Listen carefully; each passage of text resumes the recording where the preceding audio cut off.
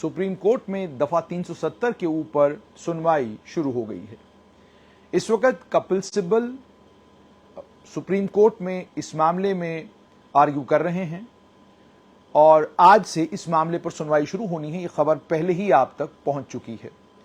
Supreme court में जितनी भी पिटिशंस हैं आर्टिकल 370 के ऊपर, उस पर आज से सुनवाई शुरू हो गई है और 4 साल के बाद यह सुनवाई शुरू हुई है।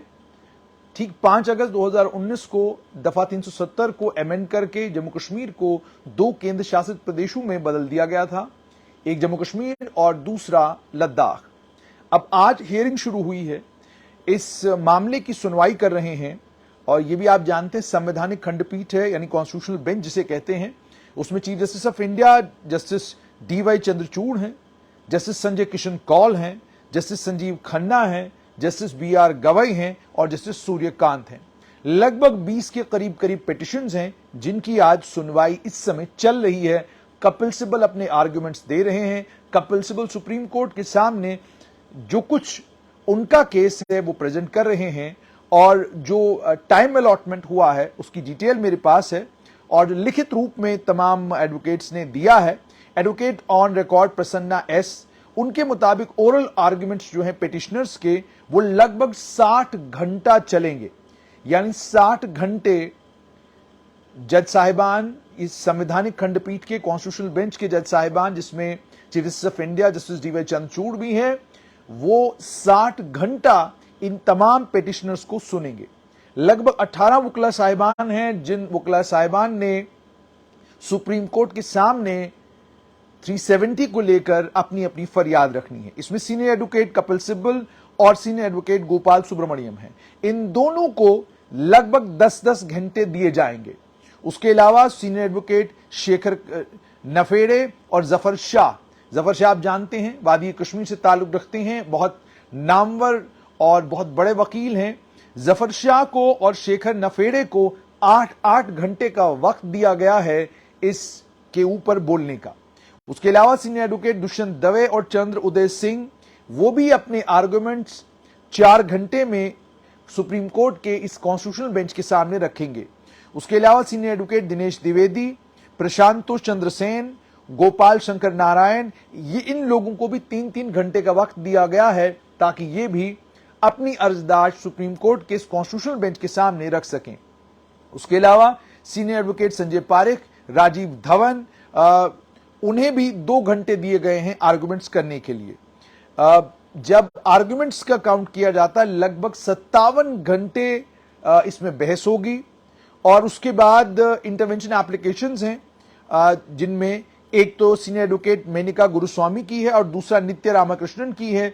उन्हें भी 3 घंटे अलॉट किए गए हैं और उसके अलावा और भी बाकी जो वकला साहिबान हैं वो अलग अलग इंटरवेंशन एप्लीकेशन जिन लोगों ने डाली हुई है, इसमें सीनियर एडवोकेट PV सुंदरनाथ हैं, एडवोकेट मनीष तिवारी हैं, इरफान हफीज लॉन हैं और जहूर अहमद बट हैं। ये तमाम लोग अपनी अपनी बात और अपना अपना आर्गुमेंट जो है आर्टिकल 370 को लेकर सुप्रीम कोर्ट के सामने रखेंगे और सुप्रीम कोर्ट इन तमाम लोगों की सुनवाई करेगा और सुनवाई के बाद इसमें फैसला भी आएगा।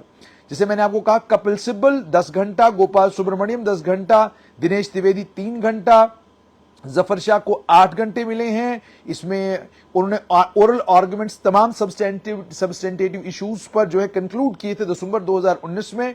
रिटन सिनॉप्सिस भी उन्होंने दे दिया है। उसके अलावा अगर जम्मू कश्मीर की बात की जाए तो इरफान हफीज लोन है, उसके अलावा मनीष तिवारी हैं, 15 मिनट उनको भी मिलेंगे, जहूर अहमद बट हैं, 10 मिनट उनको भी दिए जाएंगे और उसके अलावा रिट पिटिशन सिविल 1099/2019 उन्हें 20 मिनट दिए जाएंगे। अब आज जो इस समय सुनवाई सुप्रीम कोर्ट में चल रही है, उस सुनवाई को लेकर भी थोड़ी सी जो इत्तलात अभी तक आ रही हैं, जो खबरें निकल के इस समय आ रही हैं, उससे भी थोड़ा सा रूबरू आपको कराएं और आपको ये बताएं कि सुप्रीम कोर्ट में आखिरकार चल क्या रहा है 370 के ऊपर।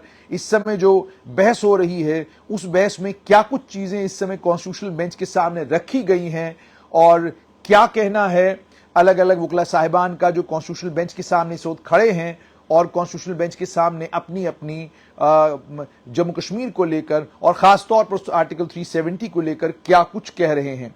कॉन्स्टिट्यूशनल बेंच जब जिस समय मिला उसी वक्त chief justice of India D Y Chandrachud ने यह कहा कि पहले काउंसिल को हम प्रोमिनेंट हियरिंग देंगे और उसके बाद जैसे जैसे नए ग्राउंड्स आते रहेंगे हम लोगों को सुनते रहेंगे। उसके बाद सीनियर एडवोकेट कपिल सिब्बल ने शुरुआत की और उन्होंने शुरुआत करते ही ये कहा कि उन्होंने कॉन्स्टिट्यूशनल बेंच ने उनसे ये कहा, एडवोकेट कपिल सिब्बल से चीफ जस्टिस ऑफ इंडिया ने कहा कि आप अपने आर्गुमेंट्स को कल लंच तक खत्म कर दें।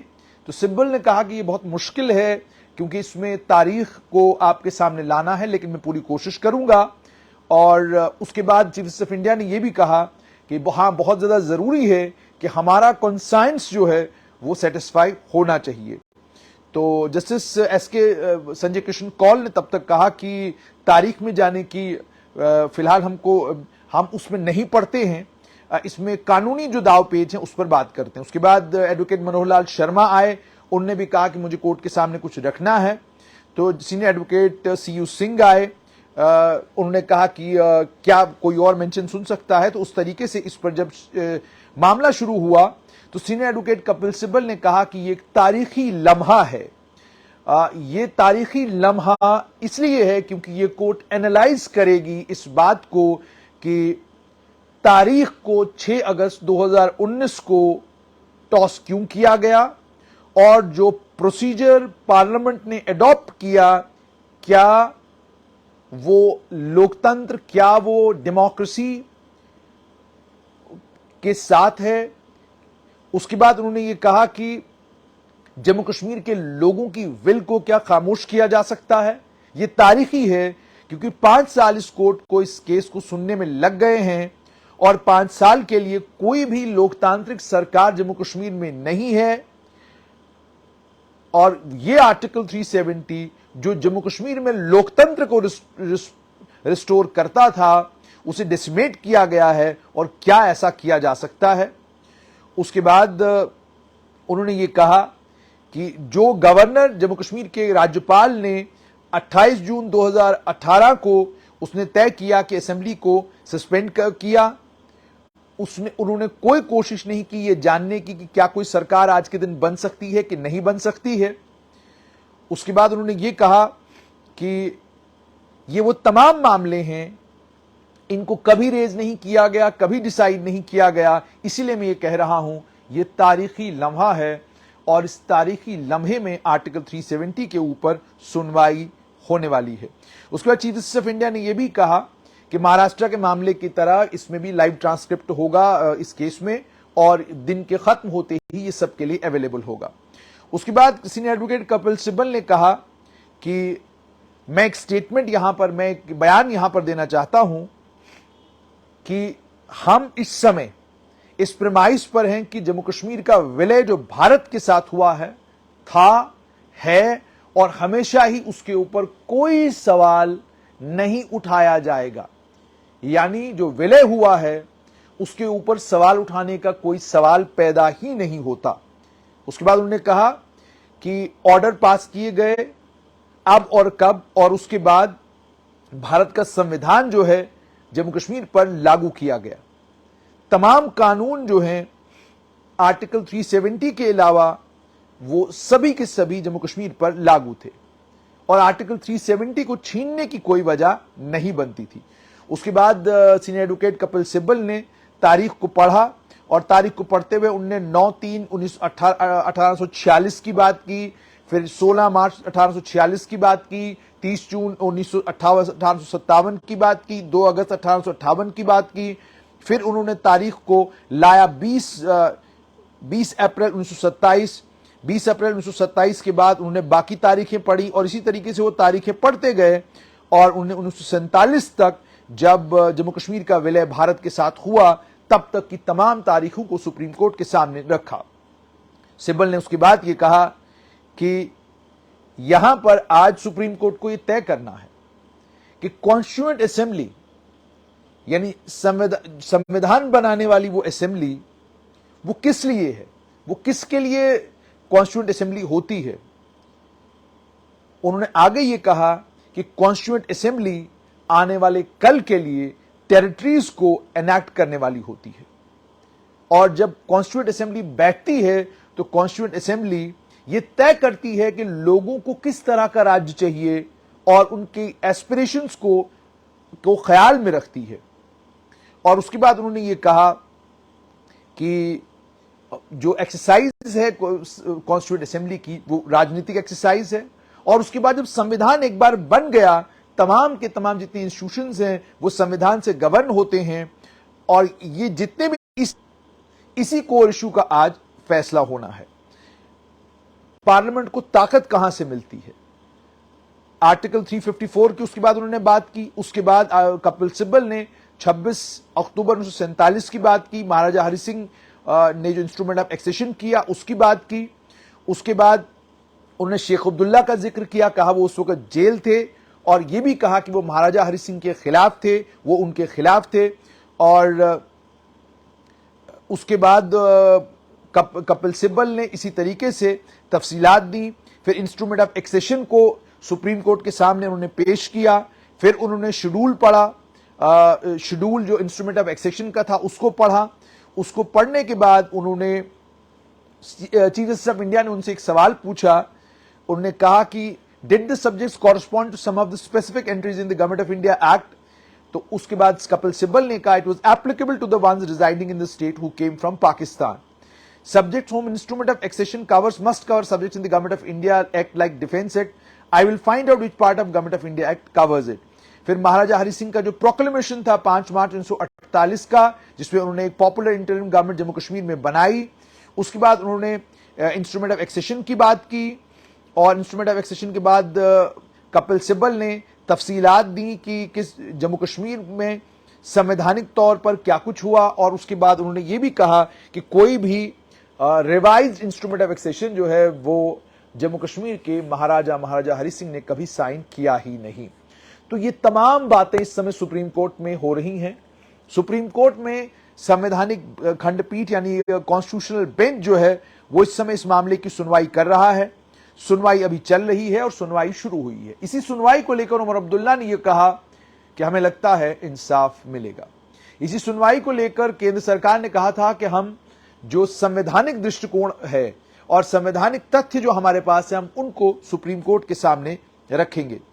उसके बाद इसमें जैसे मैंने आपको कहा कि जो सुनवाई इस समय चल रही है, इस सुनवाई में कपिल सिब्बल ने आर्टिकल 370 को लेकर जब उनसे पूछा गया तो कपिल सिब्बल ने आर्टिकल 370 को लेकर भी ये कहा कि आर्टिकल्स 370 के टेम्परेरी स्टेटस को लेकर जब उनसे पूछा गया तो उन्होंने कहा कि आर्टिकल 370 को टेम्परेरी इसलिए कहा गया था कि ये क्योंकि ये अधिकार 1950 में बनाई गई कॉन्स्टिट्यूएंट असेंबली के पास था कि वो 1950 से लेकर 1957 में वो कॉन्स्टिट्यूएंट असेंबली खत्म हो गई, उसे ये इख्तियार था ये तय करने का कि ये परमानेंट होगा या ये टेम्परेरी होगा। ये बात भी उन्होंने सुप्रीम कोर्ट के सामने रखी और सुप्रीम कोर्ट के सामने उन्होंने ये सारी चीजें रखी और इन सारी चीजों को रखकर अभी इस समय भी मामले की सुनवाई चल रही है। आर्टिकल 370 को लेकर क्या कुछ और सुप्रीम कोर्ट में होगा, कपिल सिब्बल क्या कहेंगे और केंद्र सरकार क्या कहेगी, जम्मू कश्मीर की सरकार इस मामले में सुप्रीम कोर्ट के सामने अपना पक्ष जब रखेगी तो क्या कहेगी, इन तमाम चीजों पर हमारी नजर होगी। और जैसे जैसे हमारे पास डिटेल्स आती जाएंगी वो सारी की सारी डिटेल्स स्ट्रेट लाइन के जरिए कोशिश करेंगे कि आपके साथ शेयर करें। फिलहाल ये कि 60 घंटे तक चलेगी आर्टिकल 370 के ऊपर सुनवाई, और इस 60 घंटे की सुनवाई में 10 घंटे सुप्रीम कोर्ट सुनेगी सीनियर एडवोकेट कपिल सिब्बल को। कपिल सिब्बल ने इस मामले में सुनवाई शुरू कर दी है। कपिल सिब्बल ने इस मामले में अपने आर्गुमेंट शुरू कर दिए हैं, आर्गुमेंट सुप्रीम कोर्ट के सामने रखे हैं। आर्टिकल 370 को लेकर, जैसे अनुच्छेद 370 को लेकर केंद्रीय गृह मंत्री अमित शाह ने रीट्रेट करके बार बार कहा यह टेम्पररी है। अगर कांग्रेस को इस आर्टिकल से इतना प्यार था तो उन्हें इसको परमानेंट कर देना चाहिए था, उन्होंने इसको परमानेंट नहीं किया, इसको टेम्पररी ही रहने दिया। तो इसका मतलब ये टेम्पररी था और हम जब आए हमारे वक्त में हमको लगा ये टेम्पररी प्रोविजन है, इसकी कोई जरूरत नहीं। अलगाववाद और आतंकवाद के चलते जम्मू कश्मीर से आर्टिकल 370 को हटाना जरूरी है तो हमने इसको हटा दिया। और भी बहुत सारी चीजें सुप्रीम कोर्ट के समक्ष केंद्र सरकार ने रखी हैं। क्या कुछ और होगा सुप्रीम कोर्ट में आर्टिकल 370 को लेकर, इसका एक और अपडेट लेकर आपके पास हाजिर होंगे। फिलहाल खबर यही कि 60 घंटे चलेगी सुनवाई, 10 घंटे बोलेंगे कपिल सिब्बल और 8 घंटे बोलेंगे कश्मीर से सीनियर एडवोकेट जफर शाह।